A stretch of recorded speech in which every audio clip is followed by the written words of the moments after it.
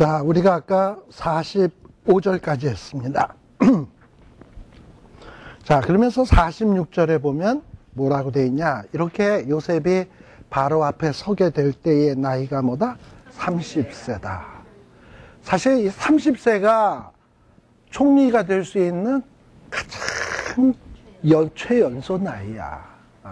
그러니까 우리는 뭐 17살에 와서 뭐 한 13년 동안 요셉이 고난당한 것이 오래다 얘기할지 모르겠지만 하나님은 될 수 있는 나이가 되었을 때는 최연소로 최고 빨리로 지금 해주시고 계시는 거예요. 그러니까 이런 어떤 하나님의 생각을 우리가 좀 알아야 되는데 31세 해도 되잖아. 33세에 바로가 꿈꿔도 되는 거잖아. 근데 왜 30세야? 그러니까는 하나님은 이제 그만하면은 최대한도로 요셉을 빨리 총리 대신을 만들고 싶어 하는 하나님의 마음이 엿보이잖아요. 이게 하나님이 그런 거야. 하나님은 질질 끌고 싶어서 끄는 게 아니야. 또 그렇다고 13년이라고 하는 세월이 잃어버린 13년입니까? 제가 얘기했습니다만 총리 예비 수업 기간이라 그랬죠. 바로 예비 수업을 시켜서 총리가 돼서 또 30세에 연소하게 시켜놨더니 죽을 써봐. 저거 어린 놈 시켜놓으니까 저 모양이다.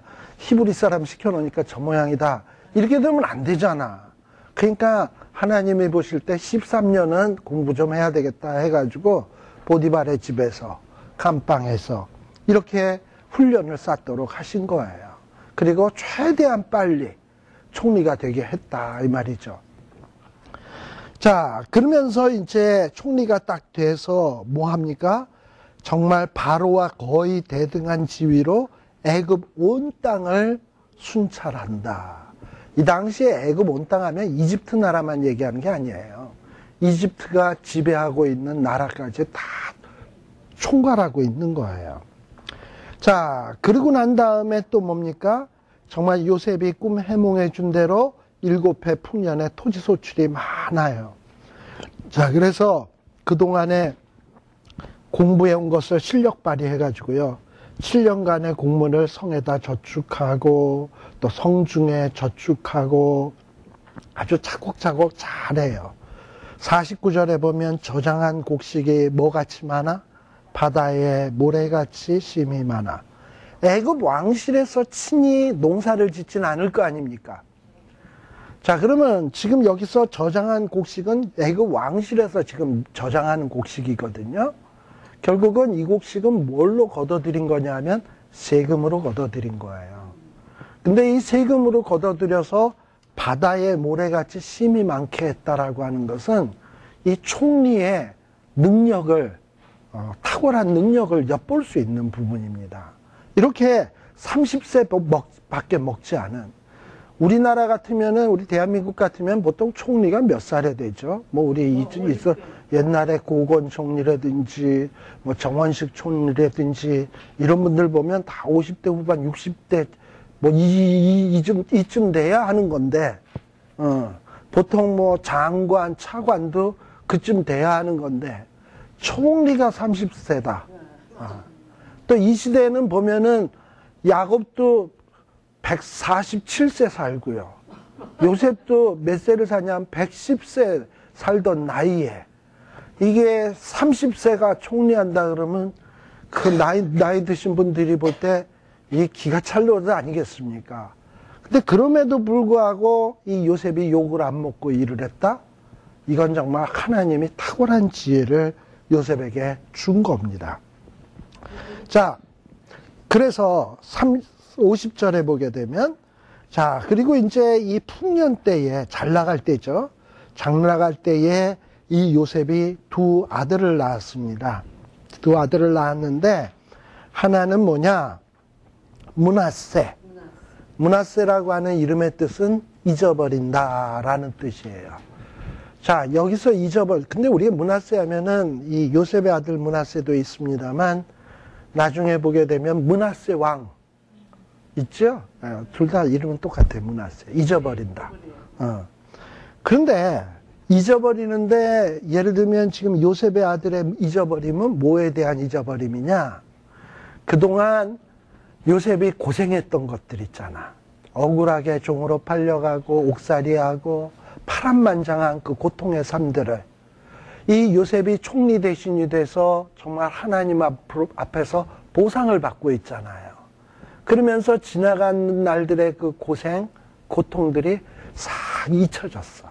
그래서 그걸 기념하기 위해서 자기의 아들의 이름을 뭐다? 므낫세다. 이렇게 지었습니다. 반면에 저기 므낫세 왕은 어떠냐? 하나님 앞에서 꼭 알아야 되고 기억해야 되고 똑바로 살아야 될 것들이 있는데 그런 거랑 그런 모든 것들은 싹 다 잊어버린 자야. 그 사람은 그런 므낫세야. 아시겠죠? 므낫세도 서로 달라요. 자, 그래서 고난을 잊어버리게 하셨다라는 것이 이 므낫세라는 이름의 뜻이고요. 또 52절에 차자의 이름은 뭐냐? 에브라임이라는 말은 창성하다라는 뜻이에요.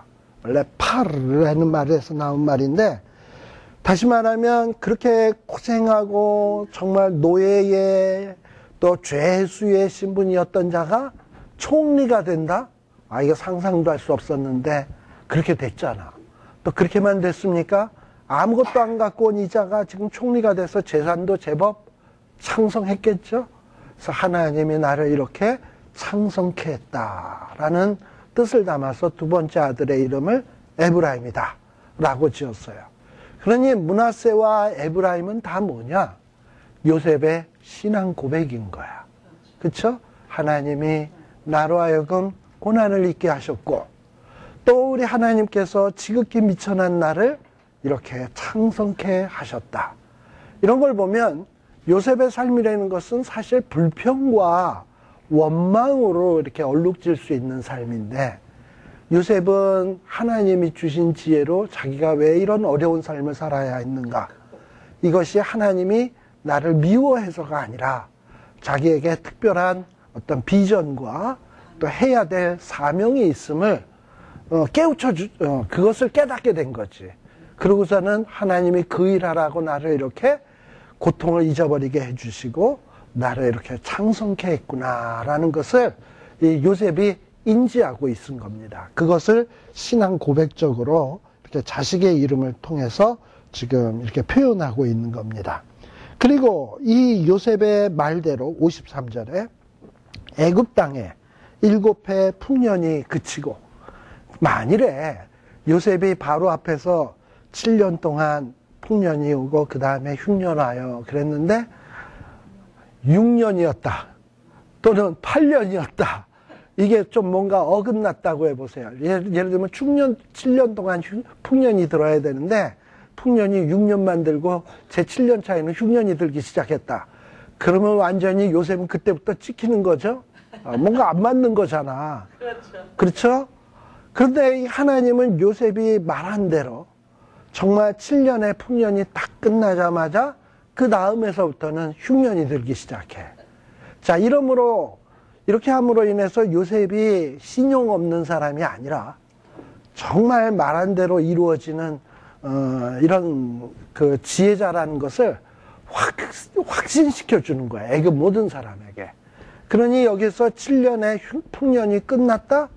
만일에 풍년이 8년이 지속되었어도 좋은 일이 1년 더 지속되었어도 사람은 좋아하겠지만 요셉은 불신하겠지.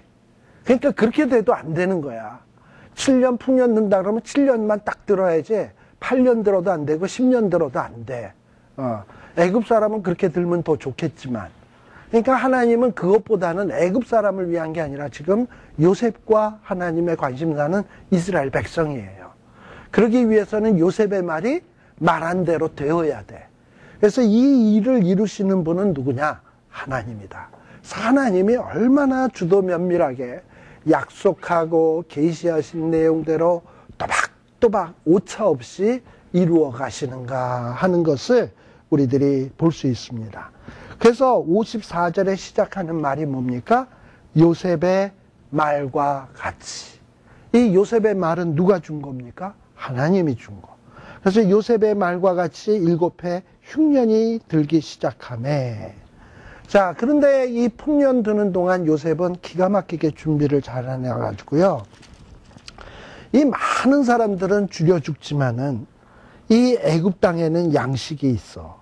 그리고 왕실에는 양식이 있어. 그래가지고 사람들이 양식을 구하러 요셉에게 오는 거예요. 그래서 요셉에게 가서 너희들이 먹을 게 없으면 가서 요셉에게 가서 요셉이 시키는 대로 해라.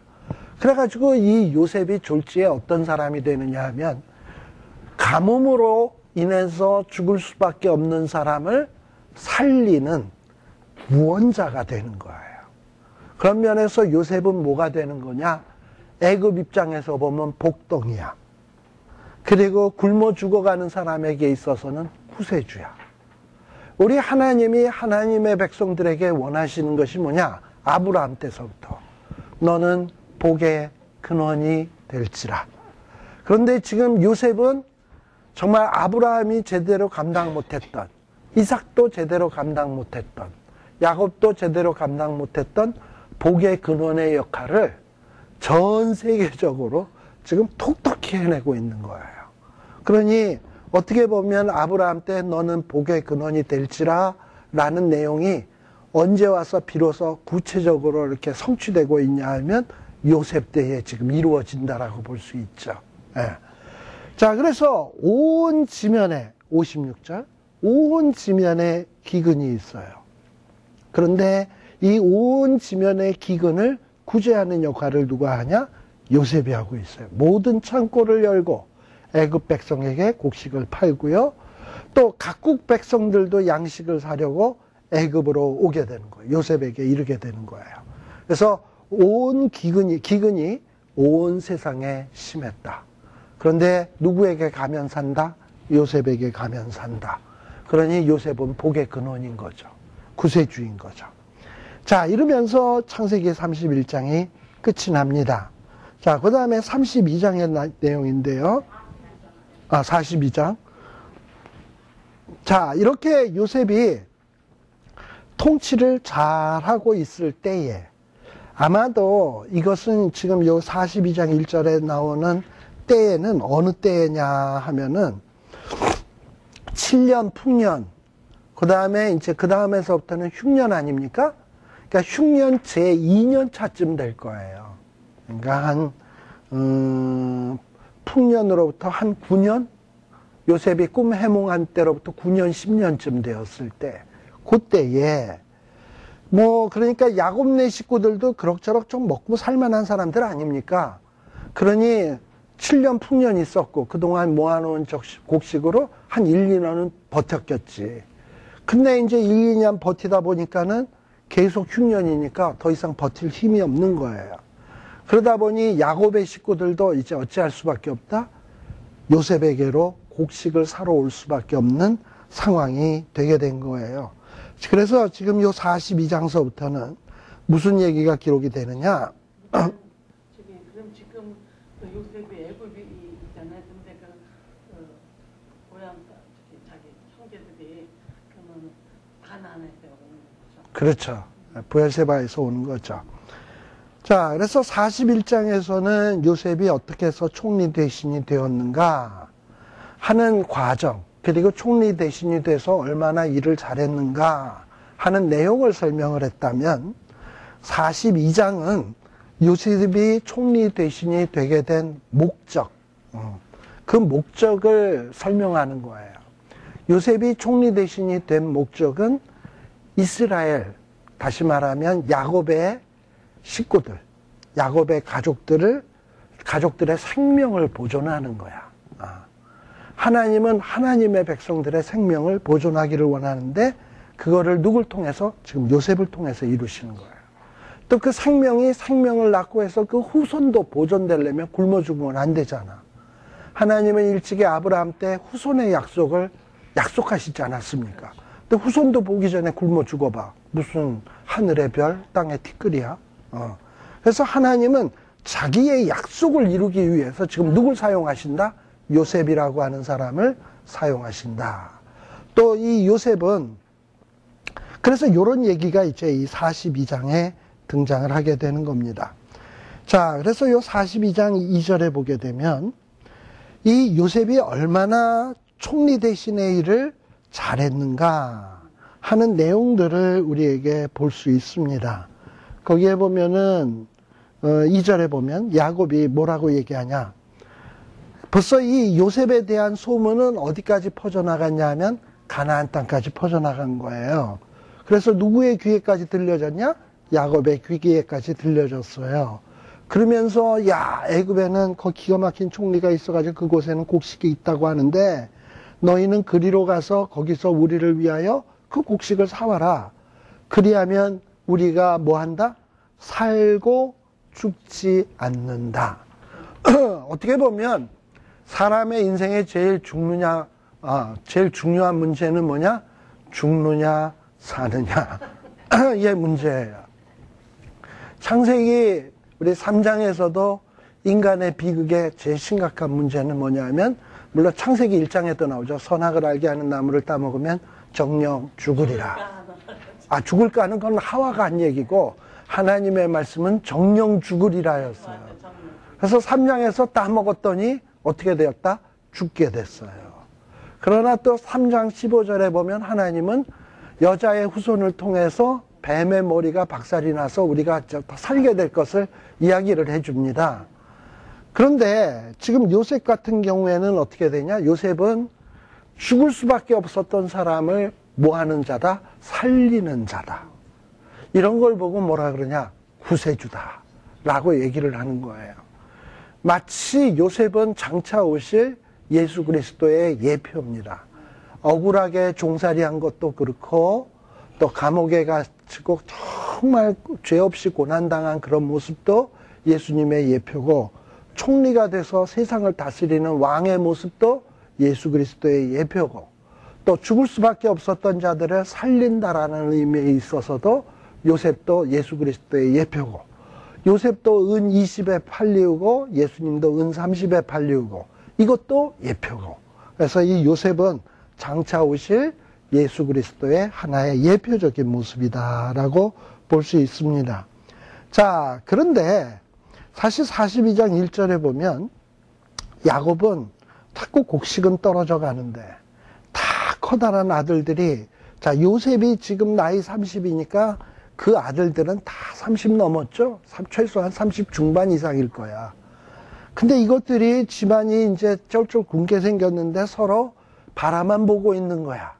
그러니까 요셉이 화가 나서 죽느냐 사느냐 이런 문제에 있어서 너희들이 어찌 이럴 수 있느냐, 애굽에 가서 사와라 해가지고 곡식을 사러 갑니다. 몇 명이 내려갑니까? 3절에 보면 요셉의 형 10인이 애굽에서 곡식을 사려고 내려갔으나, 근데 참 요 3절에 나오는 표현도 의도적 표현 같지 않아요?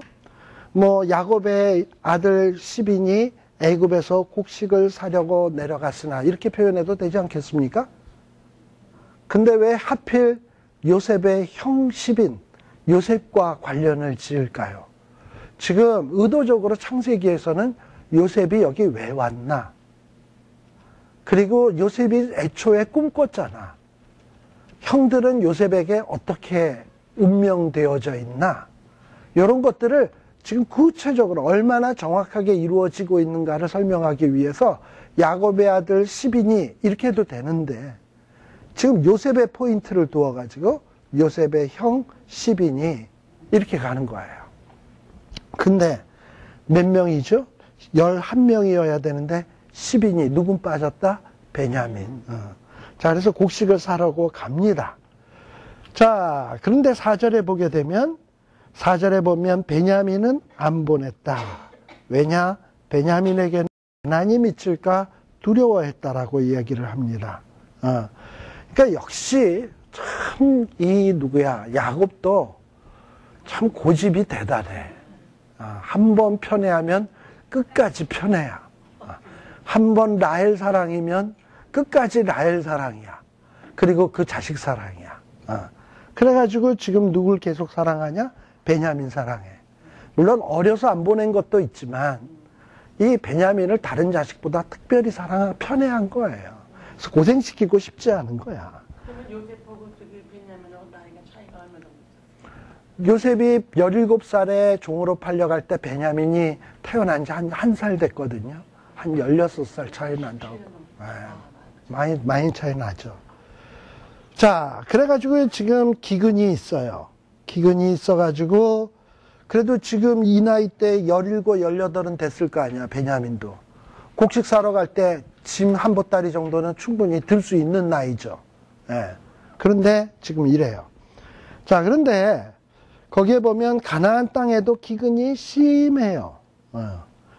그러다 보니까 지금 이 가나안에 있었던 야곱의 자식들도 곡식을 사러 가는데, 특별히 이 요셉은요, 총리로서 자기 그 애굽 나라의 백성들에게는 그냥 쉽게 곡식을 내주지만, 이방 나라 사람들이 곡식을 사러 왔을 때는 이 총리인 요셉이 직접 관장했던 것 같아요. 그래가지고 이 사람들을 곡식을 팔아도 되나 안 되나 검사를 이 총리가 직접 했던 것 같아요. 자, 이런 어떤 요셉의 어떤 이런 하는 일도 어떻게 보면 뭘 이루기 위해서다? 하나님의 그 요셉에게 주었던 그 꿈의 계시를 이루기 위해서예요. 만일에 곡식을 이방인에게 파는 것이 요셉 아닌 요셉의 비서가 하기로 했다 그러면은 그 요셉의 형들이 누구에게 절할까? 요셉의 비서에게 절하는 거지. 그러니까 이 꿈이 이루어지기 위해서는 이방 백성에게 요셉이 곡식 팔 때 직접 관장을 해야 되는 거야. 그러니까 이런 모든 일들이 다 우연이 아니야. 지금 하나님은 이 요셉에게 주었던 꿈을 이루기 위해서 요셉이 무슨 일을 해야 되고 무슨 일은 안 해야 되고 이런 것까지도 다 하나님이 미리미리 이걸 역사를 해서 그렇게 되도록 만드신 거예요. 그러니까 이게 얼마나 주도 면밀하냐 말이죠. 자, 그랬더니 요셉의 형들이 와서 그 앞에서, 그가 누구예요? 요셉 앞에서. 만일에 비서가 팔았으면 비서 앞에서 절했겠지. 근데 지금 요셉이 그걸 특별 관장을 하니까 요셉 앞에서 엎드려 절하는 거지. 자, 그러니 꿈은 우리 뭐 월드컵 할 때만 꿈은 이루어진다가 아닙니다. 하나님이 주시는 꿈은 이루어지게 돼 있어요. 그래서 우리들이 말씀을 읽으면서 말씀을 통해서 꿈을 키워야 돼. 물론 하나님이 요셉을 통해서, 요셉의 꿈을 통해서 요셉에게 어떤 그 미래에 대해서 하나님이 하실 일들을 보여주기도 하지만, 우리는 성경 말씀을 잘 읽다 보면, 아, 하나님이 나를 통해서 하시고 싶어 하는 일이 이런 것이로구나 하는 것을 우리들이 생각할 수가 있어요. 그러다 보면 그 일에 힘을 쓰다가 보면 하나님이 어떻게 하시냐? 그 일을 이룰 수 있도록 도우십니다. 조금 이제 우리 저기로 한번 넘어갑시다. 창세기 하다가 조금 심심하니까 에스라서 7장 한번 가봅시다.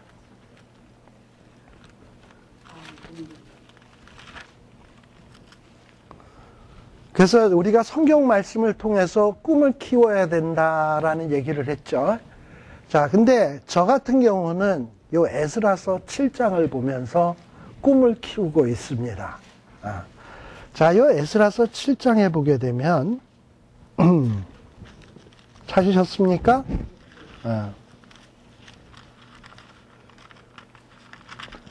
에스라서 7장 1절에서부터 쭉 보게 되면 참 재미없는 내용이 나와요. 에스라라고 하는 자가 있느니라. 여기까지는 뭐 재미있다 없다 얘기할 수도 없고 그냥 읽을만 해. 근데 그 다음서부터 나오는 내용, 스라야, 아사랴, 힐기야, 다 대충 다 모르는 사람들이죠. 대충 다 모르는 사람인데 자꾸 내려가다 보면 조금씩 익숙한 사람들이 나와요. 어디쯤 가면 나오냐 하면은 5절쯤 가면 나와. 비느하스도 나오고 엘르아살도 나오고 그 다음에 진짜 익숙한 사람 아론이 나와. 자, 그러니 에스라는 어떤 사람? 아론 대제사장의 후손이에요. 그러니까 이런 말을 딱 달리 표현해서 뭐라고 얘기하냐? 뼈대 있는 가문의 자손이다 라고 얘기할 수 있어요. 제사장 가문의 자식이에요, 에스라는. 저도 아버지가 목사님이고 할아버지 목사님이고 장인어른 목사님이고 처형 목사님이고 처남 목사님이고 삼촌 목사님이고 뭐 줄줄이 그래요. 그러니까 어떻게 보면 목사 집안이에요. 예. 자, 근데 그게 중요한 게 아니고, 아무튼 에스라는 그렇고, 에스라는 그래요. 자, 근데 이런 에스라가요, 바벨론에 포로로 잡혀가 있다가 올라옵니다. 원래 이스라엘 백성들이 바벨론에 포로로 잡혀가는 것도 3차에 걸쳐서 잡혀가요. 알다시피, 다니엘 때 1차 포로, 에스겔 잡혀갈 때 2차 포로, 그 다음에 시드기야가 죽고 3차 포로로 잡혀가는데, 돌아오는 것도 3차에 걸쳐서 돌아와요. 그래서 누가 돌아오냐? 스룹바벨, 학계, 그래가지고 와가지고 성전 짓죠? 1차 포로로 돌아온 사람들이 한 일이에요. 그 다음에 2차 포로에서 돌아오는 사람이 누구냐? 에스라예요. 자, 에스라가 여기 7장에 보게 되면 2일 후라 그랬잖아요? 요 6장과 7장 사이에는 몇 년의 간격이 있냐면 60년의 간격이 있어요. 1차 포로에서 돌아온 뒤 60년 뒤에 에스라가 돌아오거든요. 이게 바로 2차 포로 귀환이에요. 에스라가 2차 포로 때 돌아와요. 그 다음에 3차 때 돌아오는 사람은 누구냐? 우리 쭉 넘어가면 또 느헤미야서에 보면 느헤미야 있죠? 그게 소위 3차 포로 때 돌아오는 사람, 3차 포로 귀환이에요. 몇 년이야 2차 포로 된다고? 그 연대는 지금 정확하게 기억 안 나요. 보통 우리가 500 계산해 보면 알지. 1차 포로 기간이 535년이야. 거기서 60년을 또 빼. 그러면 475년 정도 되겠네요. 그때 에스라가 돌아오는 거예요. 에스라가 475년경에 이렇게 돌아오게 됩니다.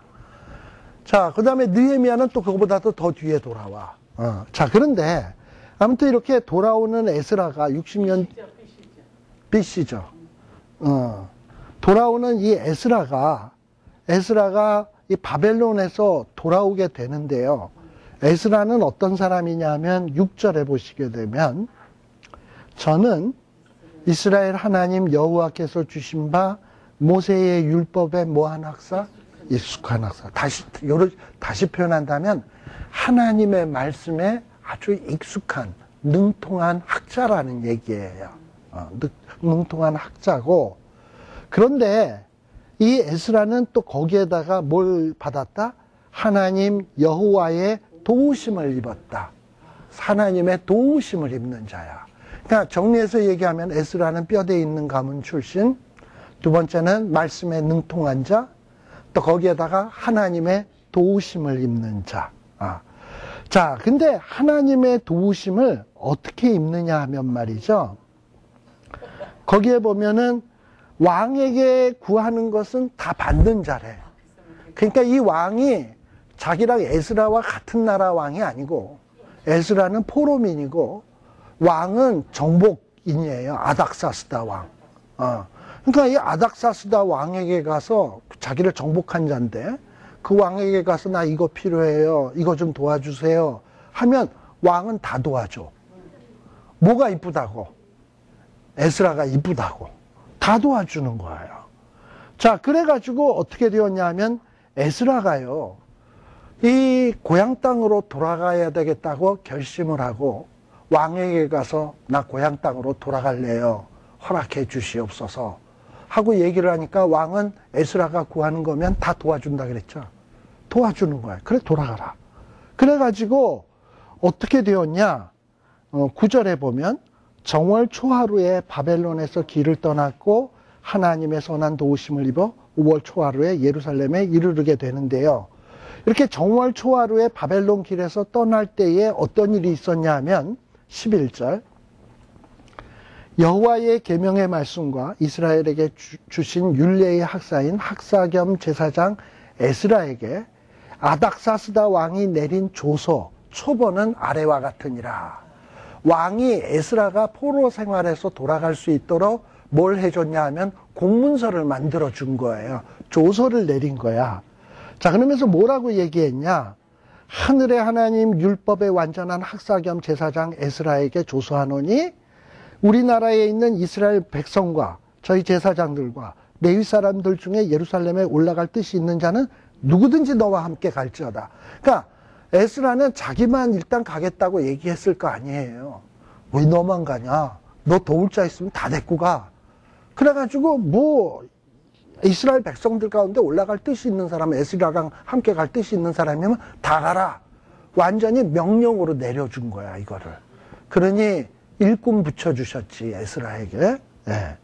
또 뭐까지 도와줬냐, 15절.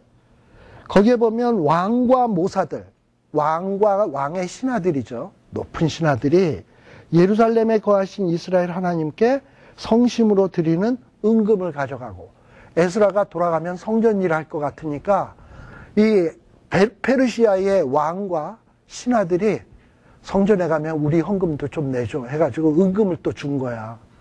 은금. 그리고 또 뭘 했냐, 16절에 보면 왕이 조서를 내려가지고 이스라엘 백성들, 바벨론에 사는 이스라엘 포로민들에게 에스라가 간다니까 모금해라, 모금. 그래가지고 돈 모금해가지고 그걸 또 다 준 거야. 에스라가 이런 거 요구했나요? 안 요구했어요. 그런데 아닥사스다가 다 챙겨주는 거야. 또 심지어는요, 또 뭐라고 돼 있냐 하면, 좀 얘기해봐. 20절에 보세요. 그 외에도 내 하나님 전에 쓰일 것이 있어서 내가 드리고자 하거든 무엇이든지 어디에서 왕의 내탕고에서 취하여 드릴지니라. 왕의 내탕고가 뭡니까? 왕의 사금고. 그러니까 이건 왕의 사유재산이야. 근데 에스라가 필요한 게 있다면 왕의 창고에서 꺼내서 써라. 까지 허락해 준 거예요. 또 거기에다가 21절 보세요. 아닥사스다 왕이 강서편 모든 고지기. 이건 뭐냐면 이 아닥사스다 페르시아 왕이 지배하고 있는 여러 나라들이 있잖아요. 근데 그 유프라테스강 서편 가나안 땅 지역이에요. 모압, 암몬, 에돔 이런데 그런 데서 걷어들이는 세금을 창고에다가 이렇게 다 넣어두거든. 그리고 그거 관리하는 관리가 누구냐면 고지기야. 고지기, 창고지기. 이런 자들, 그러니까 지방 국세청 담당하는 사람에게 에스라가 뭐 필요하다 그러면 너네들 창고 열어가지고 도와줘라. 지금 그래서 에스라가 이렇게 받은 거예요. 그래가지고 이렇게 주고, 또 22절에 보면 또 뭐냐, 은은 100달란트까지, 밀은 100고르까지, 포대는 100바까지, 기름도 100바까지 하고 소금 같은 경우에는 무한대로 언리미티드로 써라. 그래서 모든 걸 다 준 거예요. 자, 이렇게 하나님의 도우심을 엄청 받은 사람이 누구냐면 에스라입니다. 근데 에스라가 이렇게 도움을 받게 된 이유예요. 중요한 것은 지금 제가 얘기하려고 하는 게 요 이유인데, 요 이유에 대해서 설명하고 마칠게요. 자, 여러분들 보시게 되면 에스라서 7장 10절에 보면, 7장 9절과 10절을 보면 정월 초하루에 바벨론에서 길을 떠났고 하나님의 선하신 도우심을 입어 5월 초하루에 예루살렘에 이르니라. 거기에 보면 정월 초하루에 바벨론에서 떠났고 5월 초하루에 예루살렘에 이르렀으면 바벨론에서 예루살렘에 오는 데까지 얼마 기간 걸렸다? 4개월. 800km예요. 거기서부터 여기까지 오는데 800km를 여행하는데 4개월 걸렸으면 많이 걸린 거예요? 오래 걸린 거예요? 짧게 걸린 거예요? 오래 걸린 거예요. 800km를 사람이 걸으면 한 달이면 걷는데요. 웬만한 걸음으로 걸어도. 근데 4개월이 걸린 것은 아까 아닥사스다 왕이 이것저것 많이 줬잖아. 은금 주고 또 에스라와 함께 올라갈 자 누구나 다 가라 그래서 어린아이들도 막 따라왔을 거 아니야. 남녀노소. 그러니까 이 가는 걸음이 쉽지 않았어. 그러니까 오래 걸려서 오는 거예요. 바리바리 싣고 이러고 오니까 이게 굉장히 긴 걸음이었습니다. 근데 이 걸음이 달랑 사람들만 오는 게 아니잖아. 뭐가 옵니까? 은, 금, 보화, 각종 값진 것들 많이 갖고 올 거 아닙니까? 그렇다면 그렇게 많이 갖고 온다면 누구의 표적이 되겠습니까? 산적, 도적, 그렇죠. 아라비안 나이트와 뭐 40인의 도적 그거 나오잖아요. 그거 유명했거든. 그 페르시아 지역의 도적들. 그러니까 이 도적대들이 에스라가 바리바리 싣고 그 호롤 단신으로 이러고 간다. 무장된 군인들도 안 데리고 간다. 그 얼마나 이거 뭐 먹잇감이겠습니까? 근데 그 4개월 동안 긴 세월 동안 예루살렘에 도착할 때까지 아무런 해코지도 안 당한 거야. 그래가지고 근데 그거를 설명을 뭐라고 얘기하냐면 9절에 보면 하나님의 선하심에 도우심을 입었기 때문에. 자, 그러면 이렇게 하나님이 선하심에 도우심을 주신 이유가 뭐냐? 여러분들 10절에 보면 10절은요 우리말 성경에는 이게 뚜렷하게 나와 있지 않은데 원래 10절은 히브리어 원어에 보면 키라고 하는 말로 시작을 해요. 이 말은 뭐냐면 우리말로 영어로 번역하면 because, 또 때로는 영어로 뭘로도 쓰느냐면 우리 for, for, 왜냐하면, for는 위하여도 되지만 왜냐하면도 되잖아요. for로 시작해요. 그래서 영어 성경 번역해 놓은 데 보면은 제가 가진 NIV 성경 같은 경우에 for로 시작해. 그러니까는 이 얘기는 뭐냐면 앞에 9절까지의 내용이 뭡니까? 에스라가 하나님의 도우심을 입어서 무사히 예루살렘에 도착했다. 이렇게 하나님의 도우심을 입는 사람이었다. 왜냐하면 에스라는 어떤 마음을 가졌냐 하면 율법을 열심히 연구를 해가지고요. 그러니까 에스라는 어떤 결심을 했냐 하면 1차 포로에서 이스라엘 백성들이 돌아갔어요. 돌아가가지고 학개 스가랴와 함께 뭘 했습니까? 성전 지었잖아. 그리고 그 성전은 과거 솔로몬의 성전에 비해서 너무나도 초라한 성전이었잖아. 근데 아무튼 성전을 지을 때 그래서 하나님이 뭐라고 학개를 통해서 말씀을 줬냐면 야, 이제 조금 있으면 만국의 보배를 보내겠다. 그리고 내가 이 땅을 진동시키겠다. 이러고 약속을 했거든요. 그래가지고 이 학개 때 열심히 성전 짓고 난 다음에 사람들의 기대는 뭐냐면 이제 이 성전에 만국의 보배가 임할 것이고 온 땅을 진동시킬 이가 온다 하고 기다렸는데 5년 기다렸는데 안 와. 10년 기다렸는데 안 와. 20년 기다렸는데도 안 와. 50년 기다렸는데도 안 와. 에스라가 언제 온다고요? 60년 돼서 온다 그랬죠. 이렇게 10년, 20년 기다리는데 안 오니까 사람들이 지쳐가지고 하나님은 이거 뭐 학개를 통해서 말씀을 주셨지만 이거 뻥인가 보다. 그러고선 하나님을 신뢰하지 않기 시작하고 그저 먹고 살기에 바쁘기 시작하고 이방 여인들과 결혼하기 시작하고 그들의 신앙이 타락하기 시작을 했어요. 근데 이런 모습을, 이런 소식을 에스라가 바벨론에서 들은 거야. 바벨론에서 듣고 내 백성들이 이러면 안 되는데 내가 그런데 지금 바벨론에 있으니 어떡하나. 내가 돌아가서 저들을 바로 잡아야 되겠다. 근데 저들을 바로 잡으려면 내가 먼저 어떤 자가 되어야 되냐? 율법에 능통한 자가 되기 위해서 뭘 해야 되겠다? 율법의 말씀을 연구하고, 그리고 율법의 말씀을 연구할 뿐만 아니라 연구한 것을, 그래서 깨달은 것을 자기가 솔선수범하여 뭐하고? 준행하고, 그리고 그러한 일들을 통해서 예루살렘에 돌아가서 뭐하기로? 백성들을 가르치고 그거를 지키도록 하는 데다가 내 인생을 투자해야 되겠다 결심을 했기 때문에, 그런 결심을 하나님이 보시고서 마음에 딱 합한 거지. 그래, 네가 그런 성경을 통해서 그런 비전을 세웠다면, 그런 꿈을 세웠다면, 그런 꿈이 있다면 내가 도와줄게. 그래서 하나님의 의로운 오른손이 누구를 돕는 거다? 에스라를 돕는 거야. 그래가지고 아닥사스다의 마음을 막 조정을 해가지고 에스라가 돌아가도록 공적으로 허락을 해주고, 또 돌아가는 것만 허락해 줍니까?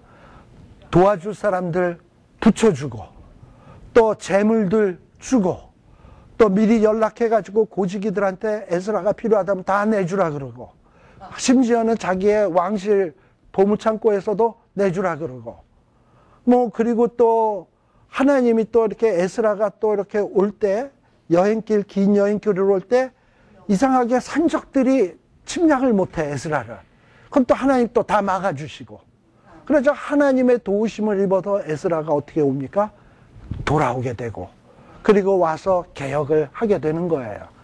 이렇게 하나님이 기뻐하시는 꿈, 하나님이 주시는 꿈, 말씀을 통해서 깨달은 꿈을 꾸고 내가 그 꿈을 이루려고 한다면 누가 도우신다? 하나님이 도우신다. 요셉에게는 꿈을 통해서 하나님의 꿈을 주셨어요. 에스라는 바벨론에 있으면서 들려오는 소식을 듣고 자기가 어떻게 하는 것이 하나님을 기쁘게 할 것인가 생각을 하기 시작했고 그걸 비전으로 삼았어요. 근데 그 비전이 하나님의 마음에 합하니까 하나님이 도우셨어요. 그래서 저도 이런 말씀을, 이 에스라서의 말씀을 보다 보니까, 내가 이제 남은 인생 속에서 해야 될 일이 뭘까? 하나님의 말씀을 구체적으로 또박또박 연구해서 내가 잘 이해를 해서 또 내 스스로가 먼저 준행을 해야 되겠고, 그리고 그것을 백성들에게 가르치고 지키는 일에 내 일생을 헌신한다면 하나님이 뭐 하신다? 하나님의 선하신 손에 도우심을 입어. 이런 어떤 생각을 하고 있습니다만 여러분들이 기도해 주시기를 바랍니다. 근데 이 요셉의 삶에서도 보게 되면 참 이렇게 하나님이 주신 꿈을 이루기 위해서 좀 세밀하게 이렇게 좀 꼼꼼히 생각하면서 보다 보니까 구체적으로 하나님이 도우시는 것들이 보여요. 그래서 여러분들의 삶 가운데도, 우리들의 삶 가운데도 하나님은 반드시 그런 역사를 하시리라 저는 믿습니다. 기도하겠습니다. 하나님 아버지 감사합니다. 어린 시절 요셉에게 꿈을 주셨고, 그러나 요셉의 이후의 삶은 참으로 파란만장한 삶이었는데, 그러나 요셉은 하나님을 원망하지 아니하고 타락하지 아니하고 그 꿈을 가지고 인내하며 참으며 견딜 때 하나님은 마침내 요셉의 꿈을 이루어 주시는 것을 우리가 말씀을 통해서 확인합니다. 하나님, 우리에게도 꿈을 주시고 그 꿈을 이루어 가기 위해서 하나님의 도우심의 손길을 베풀어 주시옵소서. 그리하여 우리도 하나님 나라 건설을 위해서 정말 한 부분을 담당할 수 있는 귀한 역군들이 될 수 있도록 하여 주시옵소서. 예수님 이름으로 기도드리옵나이다. 아멘. 마치겠습니다.